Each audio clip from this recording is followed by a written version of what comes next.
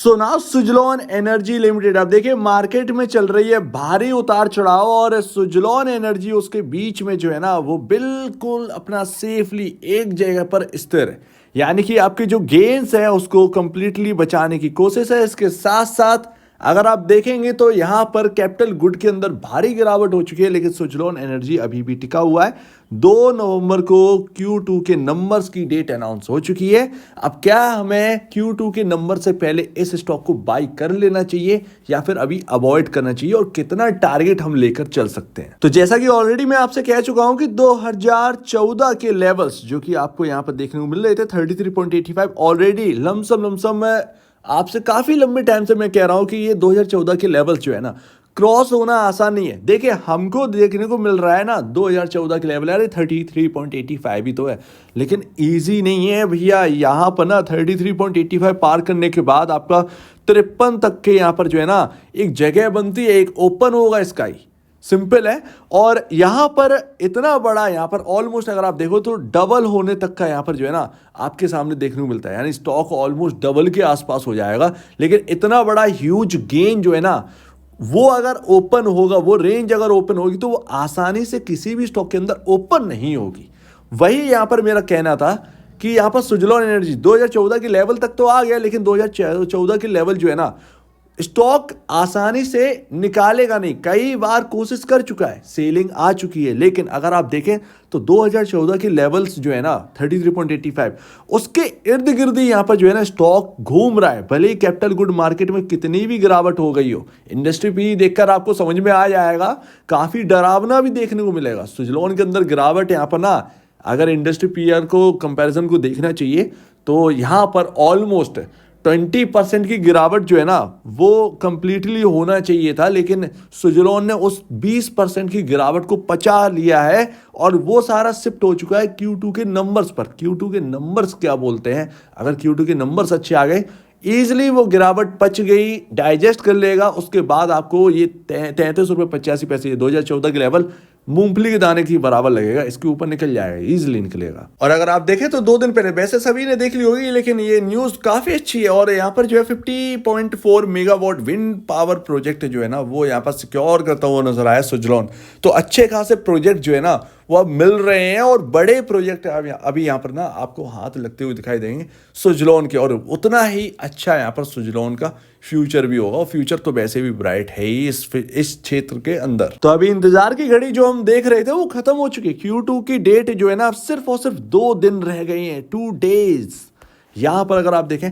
लेकिन यहां पर अगर आप देखोगे तो 2 दिन जैसे ये 33.85 का लेवल क्रॉस करेगा, ये आपका 50,000 करोड़ का मार्केट कैप भी अचीव करेगा। सिंपल सी बात है, इसको समझना।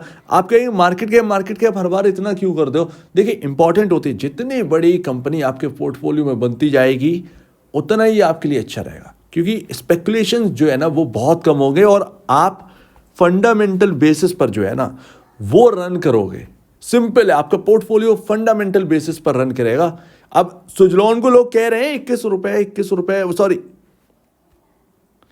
अब सुजलॉन को लोग पेनी स्टॉक की तरह देख रहे हैं। 31 रुपए 55 पैसे का प्राइस है। इजिली अगर मेरे पास 3,000 रुपए 100 शेयर खरीद लूंगा मैं सुजलॉन के। लेकिन अगर आप मार्केट कैप देखोगे सुजलॉन को हिलाना आसान नहीं है। सिंपल सी बात है, 10% के लिए ना 4 या 335 करोड़ रुपए चाहिए आज के भाव के हिसाब से, तब जाकर आप 10% शेयर सुजलॉन की खरीद पाओगे। और ऑलमोस्ट इतने में काम होता ही, मतलब 265 300 अगर मैं कहता हूँ 1% भी, तब भी 450 500 करोड़ का यहाँ पर जो है वो चाहिए होगा फंड इसको मूव कराने के लिए, इस स्टॉक को मूव कराने के लिए। तो वो आसानी से नहीं होगा और उसके लिए ना छोटे मोटे मजूले जो फंड्स है ना जो 2-2 4-4 करोड़ में काम करते हैं, स्टॉक को ऊपर नीचे करा देते हैं, वो यहाँ पर कंप्लीटली वाइप आउट हो जाएंगे। ये एक सिंपल सी बात है। और ध्यान रखिएगा कि सुजलॉन एक कोई स्मॉल कैप कंपनी नहीं है। कोई अगर आपको स्मॉल कैप और मिड कैप के बारे में बताए तो उससे कहिए कि लार्ज कैप कंपनी है। आपके पोर्टफोलियो में लार्ज कैप कंपनी है। अगर आप 7-8 रुपए से इसको होल्ड कर रहे हो तो आपको पता होना चाहिए कि आपके पास एक लार्ज कैप कंपनी है। सिंपल सी बात है, और उसका वेटेज बहुत ज्यादा होता है। ठीक है, यहाँ पर कंप्लीटली देखते हैं। अर्निंग पर शेयर का अनुमान आपको मैं फिर से याद दिला देता हूँ, 0.23 हमें EPS चाहिए इस क्वार्टर में एटलीस्ट। इसके अलावा काम नहीं हो सकता है, क्योंकि आप 83.80 के पी रेशियो पर बैठे हैं, ठीक है ना। आपका जो इंडस्ट्री पी है वो 66.35 है, यही डरावनी वाली बात है। इसीलिए मैं आपसे कह रहा हूं कि 20% का करेक्शन होना चाहिए था। वो डाइजेस्ट कर गया है सुजलॉन, और Q2 पर वो सारा का सारा शिफ्ट है। Q2 अच्छा आ गया तो ये डाइजेस्ट कर जाएगा। Q2 अगर खराब आ गया, अनुमान के मुताबिक नहीं आया, या वैल्यूएशन को वो सस्ता नहीं कर पाया फंडामेंटली, तो फिर यहाँ पर जो है ना करेक्शन होगी, और वो डेफिनेटली कहीं ना कहीं वो दिखेगी। वो देखते हैं यहाँ पर। लेकिन फिलहाल जो है अर्निंग पर शेयर जो है ना वो इस क्वार्टर में हमें 0.23 का चाहिए, ताकि वैल्यूएशंस जो है वो हमें जस्टिफाई लगे, वैल्यूएशन जो है वो कंप्लीटली सस्ती हो जाए, और स्टॉक यहाँ से फिर एक अच्छा खासा मूव यहाँ पर देता हुआ नजर आए। 66.35 का मतलब ये है कि कैपिटल गुड मार्केट में अच्छी खासी गिरावट हो चाहिए। आपके पीयर कंपैरिजन सस्ते हो चुके हैं स्टॉक्स, यानी कि आपके जो एक कॉम्पिटिटर्स हैं वो स्टॉक सस्ते हो चुके हैं। एंड सेकंड लास्ट आप पी रेशियोज देखिए, सीमेंस का आपका यहाँ पास 59.52 है, आप 84 के आसपास वर्क कर रहे हो। एबीबी इंडिया जो कि सबसे हाईएस्ट की तरफ था यहाँ पर, जो कि टॉप कंपनीज में आता है, और इसका पी रेशियो काफ़ी अपनी इंडस्ट्री से हाई था, तो वो 100 पर था, कहाँ 80.98 पर वर्क कर रहा है।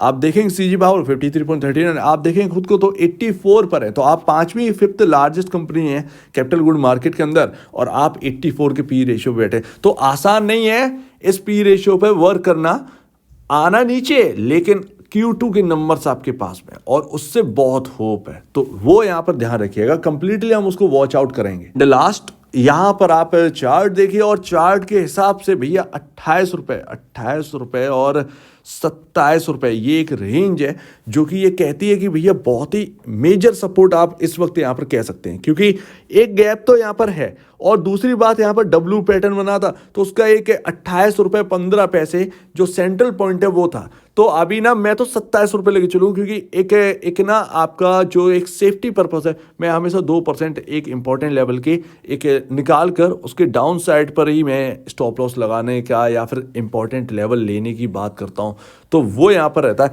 तो मैं तो यहाँ पर 28 से 27 रुपए की एक रेंज मानूंगा, 1 रुपए की, और वो 1 रुपए की रेंज मेरे लिए बहुत इंपॉर्टेंट होगी।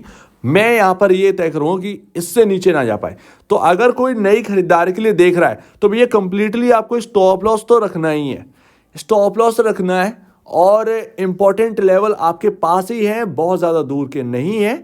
बाई चांस अगर आपको यहाँ पर इंपॉर्टेंट लेवल्स के आसपास मिले तो आप देखिएगा आप अपने हिसाब से, लेकिन फिलहाल जो है वो मुझे दिख रहा है कि भैया 27 से 28 रुपये, ये 1 रुपए की एक रेंज है जो कि यहाँ पर जो है ना आपका बहुत इंपॉर्टेंट है। तो इस हिसाब से आप यहाँ पर जो है ना आप थोड़ा सा लेकर चल सकते हैं। आप अपना भी यहाँ पर जो है ना थोड़ी सी रिसर्च करिए, इस चार्ट पर एनालाइज करिए, और उस हिसाब से वर्क करिए। मेरी मत सुनिए, लेकिन अपनी भी एनालिसिस करना जरूरी है, ताकि एक कंफर्मेशन मिल सके कि हाँ भैया जो बात कही जा रही है वो बिल्कुल ठीक है, या आपके जो ब्रोकर है उनसे आप एडवाइस लीजिए और उस पर यहाँ पर जो है सुजलॉन पर वर्क करिए। तो Q2 के नंबर्स आने वाले हैं, कैसे आएंगे किसी को पता नहीं, लेकिन एक्सपेक्टेशन मेरे हिसाब से जो मैंने कैलकुलेट किया है 0.23 का अर्निंग पर शेयर चाहिए।